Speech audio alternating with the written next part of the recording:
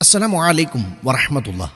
ബിസ്മില്ലാ അൽഹംദുലില്ലാ അസ്സലാത്തു വസ്സലാമു അലാ റസൂലില്ലാ. നാം മറ്റു വ്യക്തികളോട് ചെയ്യുന്ന തെറ്റുകൾക്ക് എത്ര ആത്മാർത്ഥമായി അവരോട് ക്ഷമ ചോദിച്ചാലും പലപ്പോഴും മറക്കാനോ പൊറുക്കാനോ അവർ തയ്യാറാവാറില്ല. ഒരാളോട് നാം എത്ര നന്നായി പെരുമാറിയാലും ഒരു ചെറിയ തെറ്റ് നമ്മുടെ ഭാഗത്തു നിന്നും സംഭവിച്ചാൽ അതോടുകൂടി നാം മോശക്കാരായിത്തീരും. ഇത് മനുഷ്യ സഹജമായ സ്വഭാവമാണ്. കാരണം നാം ആരും ഗഫൂറോ റഹീമോ വദൂദോ അല്ല.